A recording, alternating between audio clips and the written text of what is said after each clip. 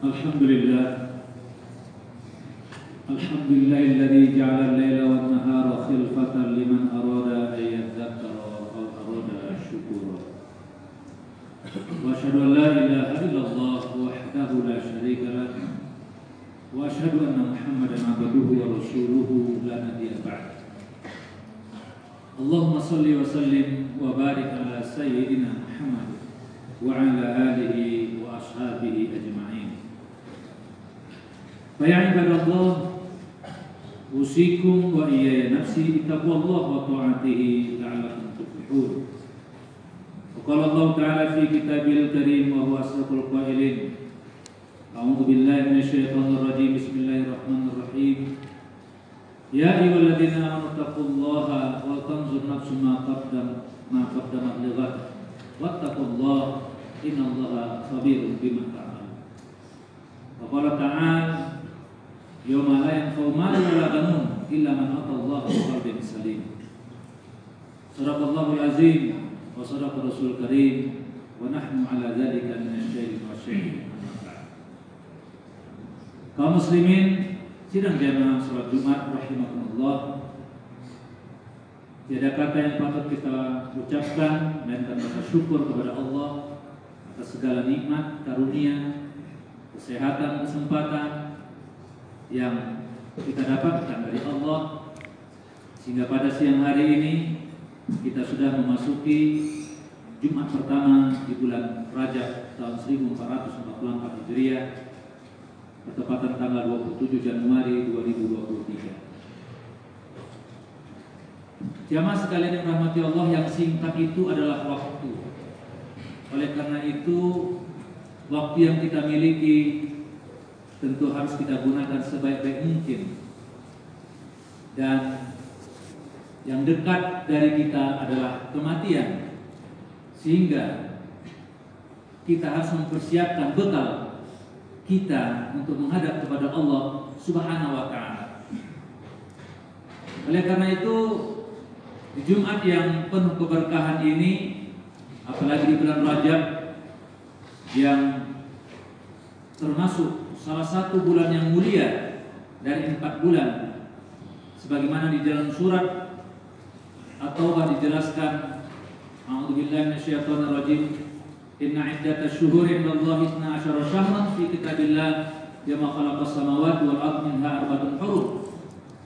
Bilangan bulan di sisi Allah itu 12 bulan ketika Allah menciptakan langit dan bumi, dan di dalam 12 bulan itu terdapat 4 bulan yang hurum, mulia. 3 bulan yang bersamaan, yang berdekatan, yaitu Zulqa'dah, Dzulhijjah dan Muharram, dan 1 bulannya adalah bulan Rajab, di mana kita saat ini berada di bulan yang penuh kemuliaan, penuh keberkahan yang Allah berikan kepada kita. Tentu banyak sekali keutamaan bulan Rajab ini, dan ada doa yang selalu disampaikan, meskipun ada yang mengatakan ini hadisnya dhaif, tetapi karena ini merupakan doa, kita sering mendengarkan doa Allahumma barik lana fi Rajab wa Sya'ban wa balighna Ramadan.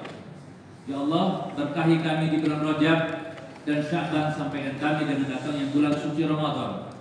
Artinya lebih kurang 2 bulan lagi kita akan memasuki bulan suci Ramadan, bulan yang paling utama dari bulan-bulan yang 12 itu yang Allah khususkan untuk kita semuanya. Oleh karena itu jamaah Jumat rahimakumullah, suatu ketika Rasulullah berkhutbah, ketika ada orang yang datang dengan berpakaian yang lusuh, kondisinya kurang menguntungkan. Rasulullah melihat, dan setelah Rasulullah khutbah, dia menyampaikan pesan di mimbarnya. Dia membaca surat An-Nisa ayat 1 dan membaca surat Al-Hasyr surat 59 ayat 18, di mana Allah berfirman, a'udzubillahi minasyaitonir rajim, ya ayyuhalladzina amanu taqullaha wa tanzur nafsum ma qaddamat lighad wattaqullaha innallaha khabirum bima ta'malun. Hai orang-orang beriman, bertakwalah kepada Allah Subhanahu wa taala setiap diri memperhatikan, mempersiapkan, melihat apa yang akan dilakukannya untuk esok hari. Dan bertakwalah kepada Allah, sesungguhnya Allah mengetahui apa yang kalian perbuat. Dalam tafsir khususnya Ibnu Katsir menjelaskan makna wal tanzur di sini adalah bagaimana kita melihat apa bekal akhirat yang akan kita bawa saat kematian kita. Sebagaimana yang dekat itu adalah kematian kita. Tidak ada yang tahu kapan kita akan wafat, di bumi mana kita akan wafat. Tapi bekal-bekal itu perlu kita muhasabah, perlu kita evaluasi apa bekal yang sudah kita bawa kepada Allah Subhanahu wa taala. Jangan sampai ketika Allah masih memberikan kita kesempatan hidup, masih bisa bernapas, masih bisa melihat, mendengar, bisa berjalan, bisa datang ke masjid, tidak kita manfaatkan untuk kebaikan-kebaikan bekal kita menghadap Allah Subhanahu wa taala. Ini perlu kita muhasabah. Oleh karena itu, muhasabah yang harus kita lihat pertama dalam ibadah kita. Apakah target-target ibadah yang telah kita lakukan di hari-hari sebelumnya, di bulan yang sebelumnya dengan hari ini, atau yang akan kita lakukan, yang akan kita kerjakan di hari-hari esok, sudahkah kita rencanakan dengan sebaik-baik mungkin? Apakah kita masih belum lagi banyak melakukan sholat-sholat selain sholat fardu kita, sholat-sholat sunnah kita? Apakah kita sudah membaca Al-Quran kita? Apakah kita masih dengan kebiasaan kita membaca WA kita, membaca Facebook kita, Instagram kita, dan lain sebagainya? Ini perlu kita muhasabah. Karena di dalam Islam itu ada paling tidak 5 sikap yang harus kita tanamkan di dalam diri kita. Yang pertama adalah sikap bagaimana muahadah, janji kita kepada Allah Subhanahu wa taala sejak dalam kandungan, dalam rahim.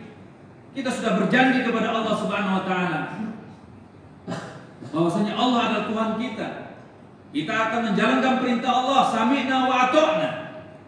Bukan seperti orang-orang kafir, seperti orang Yahudi yang ketika mereka mengatakan sami'na wa asayna, kami mendengar tapi kami tidak taat, kami ingkar. Tetapi orang-orang mukmin ketika dia sudah memiliki janji kepada Allah, sejak dalam kandungan dia mengatakan sami'na wa ata'na, kami mendengar, kami patuh. Yang kedua adalah bagaimana kita memiliki sikap mujahadah, kesungguhan dalam kita melakukan ibadah kita, dalam kita mendekatkan diri kepada Allah, dalam doa-doa kita. Karena juga Allah akan memperhatikan, melihat sejauh mana kesungguhan kita dalam beribadah kepada Allah. Meskipun kadangkala ketika kita berdoa kepada Allah, doa kita belum dikabulkan, tetapi yakinlah jamaah Jumat rahimakumullah, setiap doa-doa kita itu sampai ke atas langit, ke atas arasy. Ma min du'ain illa stujiba lahu. Tidak ada doa yang tidak diijabah oleh Allah Subhanahu wa taala. Imma ayu ajila, ada memang doa orang langsung disegerakan. Imma ayu akhir, ada juga doa orang yang mungkin diakhirkan. Ada juga mungkin doa orang itu dapat menghapuskan dosa-dosanya. Dan nanti juga ada doa orang itu akan dikabulkan Allah ketika dia bertemu kepada Allah Subhanahu wa taala. Kita tidak mengetahui apa rahasia-rahasia di balik peristiwa yang kita jalani di dunia ini. Tapi yakinlah kita, dengan kita mengevaluasi muhasabah diri kita, dengan kita bersungguh-sungguh kepada Allah, maka Allah akan memberikan yang terbaik dalam diri kita. Karena sesungguhnya Allah la yukallifullahu nafsan illa wus'aha. Allah tidak akan membebani seseorang itu kecuali dengan kemampuannya. Kaum muslimin sidang jamaah Jumat rahimakumullah. Kemudian yang ketiga, kita harus memiliki sikap bagaimana muraqabah. Allah senantiasa mengawasi kita. Ketika Allah selalu mengawasi kita, tentu kita tidak akan mau melakukan perbuatan-perbuatan yang menyimpang dari jalan Allah. Tentu kita senantiasa memperbaiki diri kita. terus berbuat kebaikan-kebaikan. Dengan kebaikan-kebaikan itu kenapa? Karena Allah melihat, mengawasi kita. Kalau seandainya di masjid ini ada CCTV, bagaimana CCTV yang Allah berikan di dalam tubuh kita? Kulit kita, bagaimana tangan kita, kaki kita. CCTV yang Allah berikan di dalam diri kita. Bahkan ada Raqibun Atid, ada Raqib Atid yang selalu mencatat amal-amal perbuatan kita. Kadang-kadang kita lebih takut, khawatir dari CCTV manusia dibandingkan CCTV dari Allah Subhanahu wa Ta'ala. Orang melakukan perbuatan-perbuatan menyimpang, melakukan perbuatan-perbuatan penganiayaan, kezaliman, melakukan perbuatan korupsi, menghilangkan nyawa orang lain, melakukan perbuatan-perbuatan yang merugikan orang lain. Ini mereka tidak takut melakukan itu. Bahkan mungkin terbuka melakukan kemaksiatan-kemaksiatan tanpa takut kepada Allah Subhanahu wa Ta'ala. Padahal takwa itu sendiri adalah bagaimana kita al-khawfu bil jalil. Kita takut kepada Allah Subhanahu wa Ta'ala yang menciptakan kita. Wal amalu bitanzil. Kita selalu beramal soleh dengan apa yang telah Allah turunkan di tengah-tengah kita. Yang ketiga, bagaimana ketakwaan itu sebenarnya membuat kita al-qanaatu bil qalil. Kita selalu bersyukur dengan apa yang Allah berikan. Selalu qanaah, mensyukuri apa yang Allah berikan. Dan yang terakhir adalah bagaimana kita wal istidadu liyaumir rahil. Kita bersiap-siap untuk bertemu dengan Allah. Ketika nanti ajal kita sudah tiba, apakah kita sudah siap bertemu dengan Allah? Itu yang dijelaskan dalam hadis Rasulullah SAW. Al-qayyisu man dana nafsuhu wa amil ma ba'dal maut. Orang yang cerdas, orang pintar itu kata Rasulullah adalah orang yang selalu mengevaluasi dirinya, muhasabah dirinya, dekat kepada Allah, dan dia melakukan amal untuk kematiannya, bukan hanya untuk dunianya, tapi dia melakukan amalan di dunia untuk bekal akhiratnya. Wal ajizu, orang-orang yang lalai, orang-orang yang lemah, man atta'a nafsahu hawahu, orang yang masih terlalu mengikuti hawa nafsunya, keinginan-keinginannya.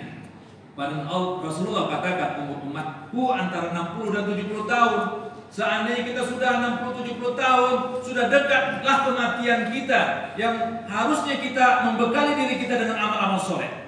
Kita evaluasi sejauh mana amal-amal kita, sedekah kita, ibadah sholat kita, baca Quran kita. Jamaah Jumat rahimakumullah. Dan yang terakhir, bagaimana kita memberikan sanksi terhadap diri kita. Ini muhasabah.